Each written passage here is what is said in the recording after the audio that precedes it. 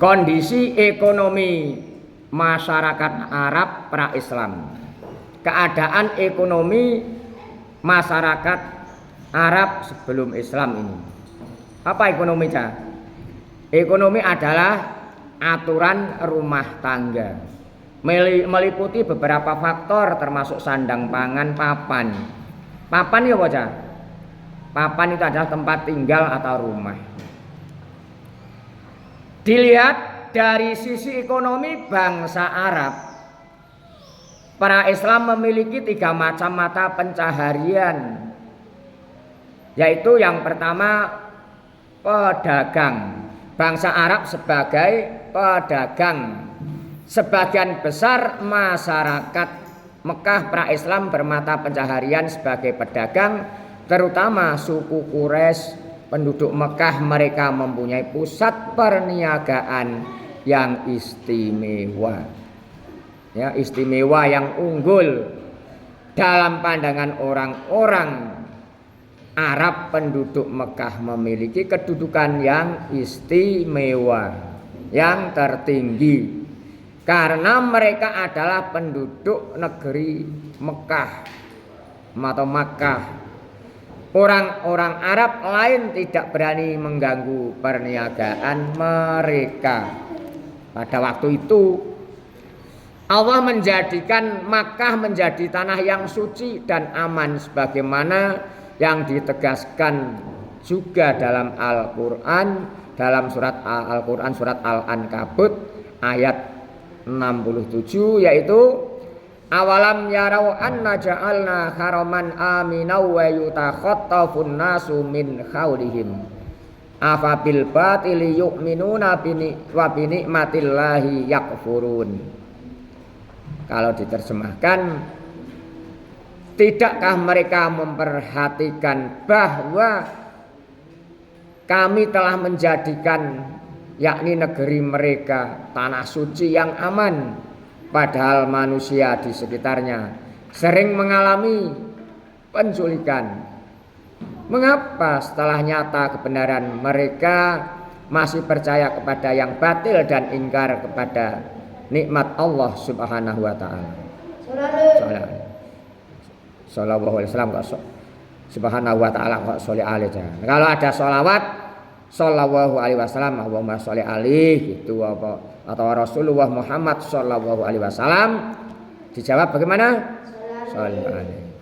Di antara penduduk Makkah yang memegang peranan penting dalam perdagangan di Jazirah Arab pra-Islam adalah waktu itu suku Arab seperti Hashim, Abu Thalib, Abu Lahab, Abbas, Abu Sufyan bin Harb, Abu Bakar, Zubair bin Awam, dan yang lainnya.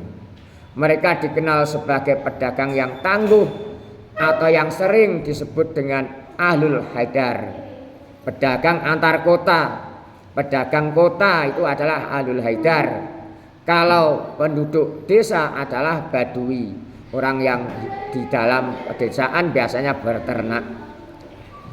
Pengalaman perdagang atau berdagang ini didapat dari orang-orang Yaman yang pindah ke Makkah waktu itu, karena konon orang-orang Yaman terkenal mempunyai keahlian di bidang perdagangan. Apa perdagangan itu? Perdagangan adalah jual beli. Jual beli apapun. Misalkan kalian orang pesisir menjadi orang pedagang ikan, namanya adalah saudagar ikan atau pedagang ikan. Kulaan didol maneh, beli dijual lagi. Misalkan petis juga demikian. Di daerah pesisir ini banyak produk kerupuk ikan. Kamu yang mengepul atau yang membeli dijual lagi, namanya kamu semua atau kalian semua pedagang kerupuk di pesisir atau sekitar pesisir, bahkan dibawa ke luar kota atau di misalkan Surabaya, Lamongan, Gresik, Jakarta, Semarang dan sebagainya. Ini yang asalnya di pesisir Gresik bagian utara misalkan begitu. Selain itu, Makkah menjadi kota tempat orang-orang Arab berziarah guna melaksanakan ibadah haji pada waktu itu. Kalau sekarang tiap saat ramai, bahkan jutaan orang tawaf, orang umroh setiap hari sekarang. Semakin lama semakin ramai. Nah, ini setiap saat, buktinya umroh saja tidak bisa langsung berangkat tapi menunggu beberapa hari lagi. Dulu kan tidak ada uang, ada perjalanan langsung berangkat. Haji juga demikian. Bahkan masa tunggunya haji ini puluhan tahun baru bisa. Ini yang haji reguler. Ini menunjukkan semakin hari, semakin tahun, semakin banyak orang yang mengunjungi ziarah Ka'bah atau ke tanah suci, termasuk ziarah Mekah Madinah ke makam Rasulullah Muhammad Shallallahu Alaihi Wasallam. Karena Ka'bah berada di kota Mekah yang selalu diziarahi setiap tahun setiap mereka melaksanakan haji. Sekarang setiap saat banyak orang yang melaksanakan tawaf, orang yang melaksanakan umroh dan sebagainya. Dalam berdagang, suku Quraisy waktu itu mempunyai kebiasaan yang sangat terkenal, yaitu ketika musim panas mengadakan perjalanan dagang ke negara Sam atau daerah Sam. Sedangkan pada musim dingin ke negara Yaman. Hal ini sebagaimana juga ditegaskan dalam Al-Quran surah Al-Quraish ayat 1 sampai 4, yaitu li'ilafi Quraisy ilafihim rihatas syita'i wasyaif falyabudu rabb hadzal baitil ladzi at'amahum min ju'i wa amanahum min khauf. Li'ilafi Quraisy, karena kebiasaan orang-orang Quraisy. Ilafihim rihlatas syita'i wasyaif, yaitu kebiasaan mereka bepergian pada musim dingin dan musim panas. Falyabudu rabb hadzal bait, maka hendaklah mereka menyembah Tuhan pemilik rumah ini, Ka'bah, yaitu menyembah siapa? Kepada Allah Subhanahu wa taala, karena tidak ada Tuhan selain Allah. La ilaha illallah, tidak ada Tuhan yang disembah kecuali Allah, dan Muhammad adalah utusan Allah. Wa anna Muhammadar Rasulullah. Alladzi at'amahum min ju'i wa amanahum min khauf, yang telah memberi makanan kepada mereka untuk menghilangkan lapar dan mengamankan mereka dari ketakutan.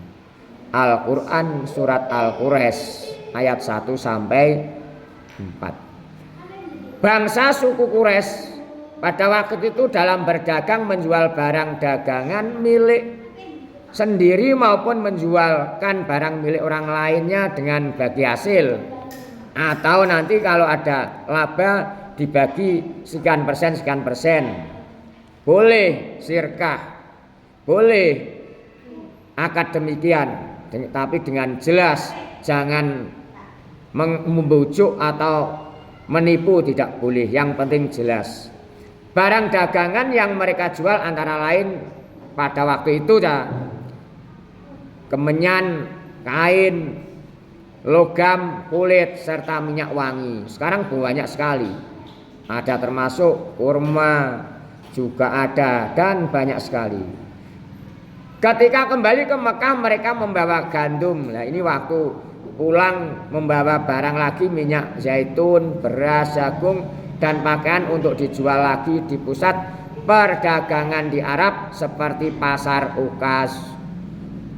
Pasar Ukas ini pasar yang terletak di dekat Ka'bah. Ini ramai sekali. Pada waktu itu juga banyak orang penyair-penyair, atau kalau sekarang di Indonesia ini namanya pujangga atau ahli pantun pada waktu itu. Termasuk pasar Madinah dan Zulmajas. Ketiga tempat tersebut selain berfungsi sebagai pusat perdagangan juga menjadi pusat pertemuan para sastrawan, penyair, dan orator. Di sini mereka saling menguji kemampuan dalam bersair. di pasar Ukas, pasar Madinah, pasar Dzul Majas ini adalah saling berkekuatan atau berlomba-lomba masalah syair yang paling hebat, yang paling unggul dan sebagainya.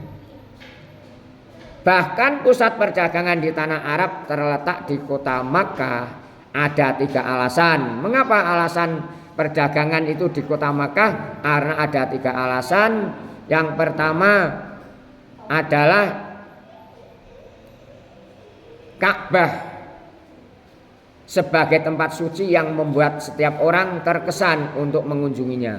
Tapi terbukti sampai sekarang ternyata Ka'bah setiap malam atau hari tidak sepi dengan orang-orang yang melaksanakan tawaf, yang melaksanakan termasuk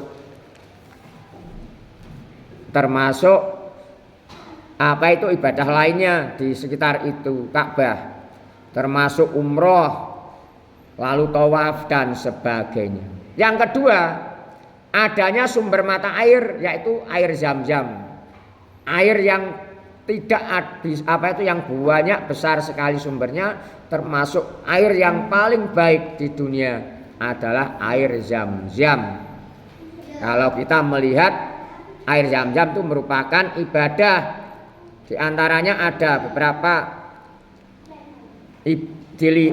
perkara yang dilihat menjadi ibadah, termasuk melihat Al-Quran, melihat Ka'bah, melihat air Zam-Zam, melihat orang tua yang berseri-seri dengan wajah yang menyenangkan, termasuk melihat orang yang alim.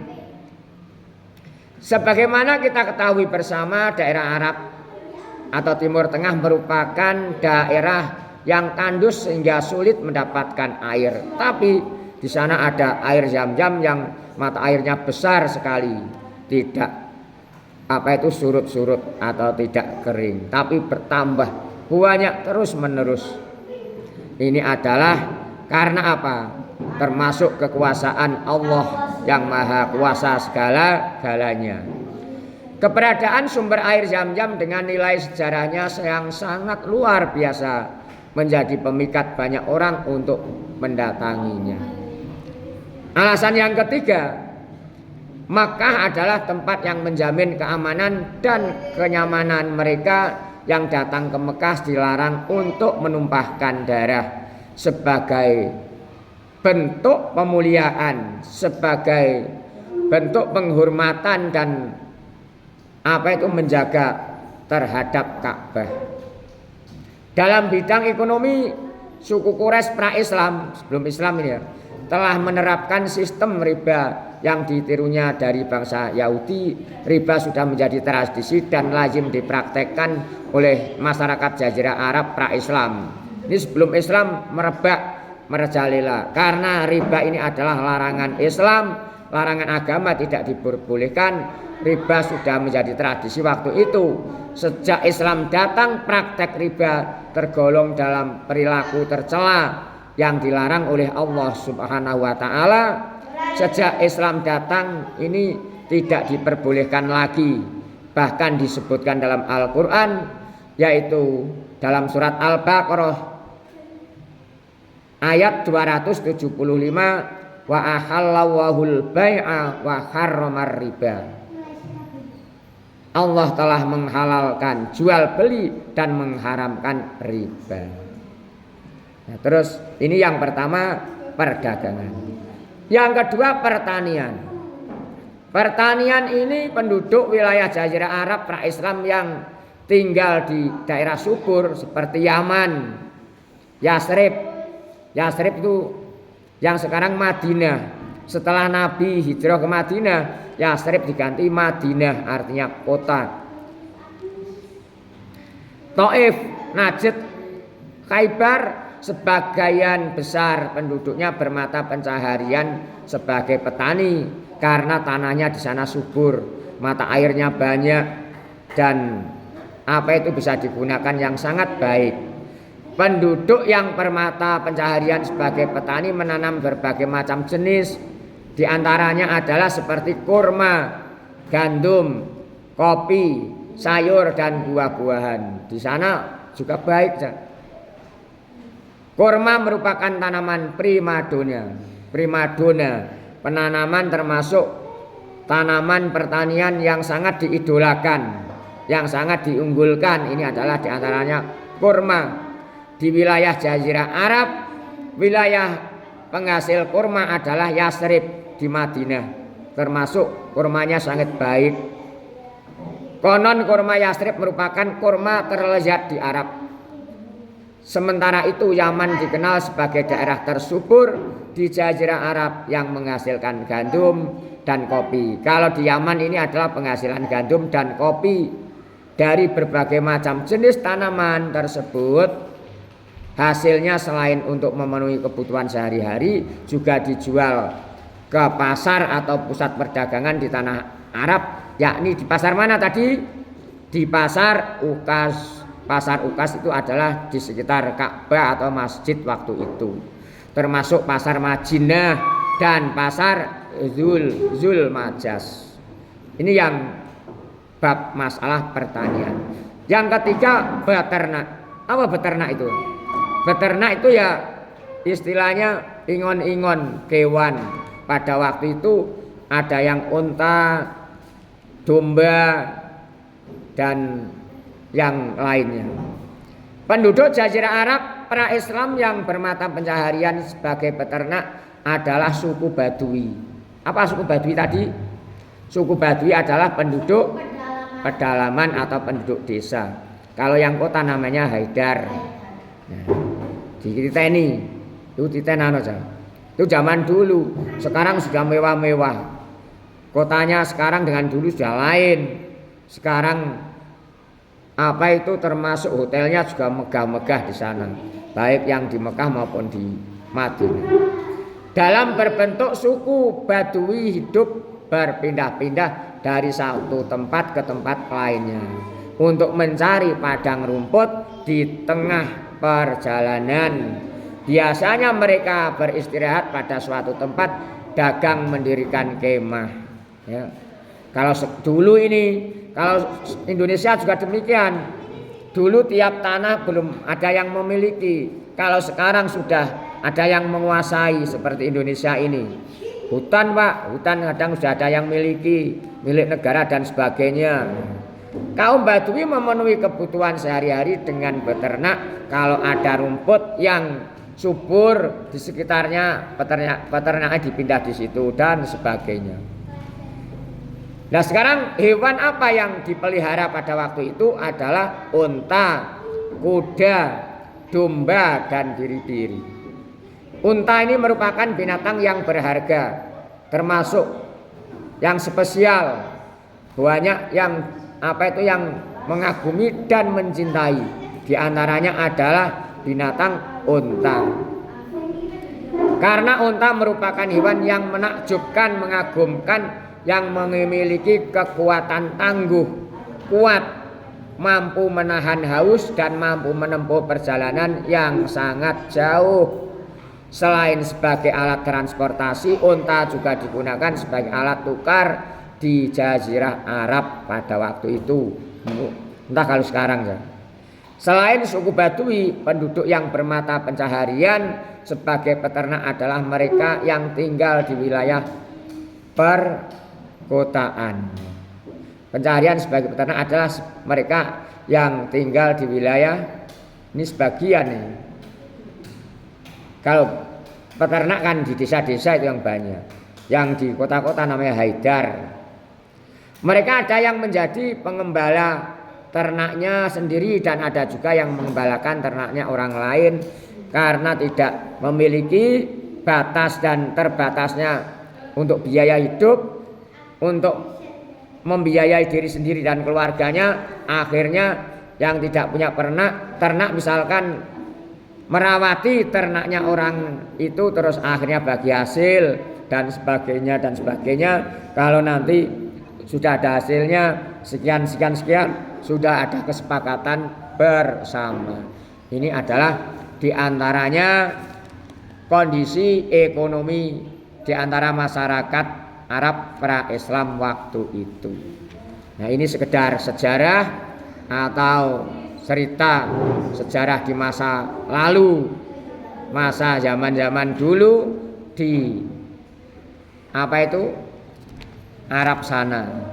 Nah, kita harus mengerti sejarah-sejarahnya, berbagai macam sejarah. Ini namanya dikatakan sejarah, termasuk tergolong karena ini menerangkan dalam lingkungan Islam, dinamakan sejarah kebudayaan Islam yang merangkum dalam hal jurusan keislaman. Mudah-mudahan kita mendapatkan ilmu yang bermanfaat. Mudah-mudahan kita mendapatkan ilmu yang bermanfaat. Allahumma amin. Yang barokah. Amin. Mendapatkan ridho Allah Subhanahu wa taala. Allahumma amin ya rabbal alamin.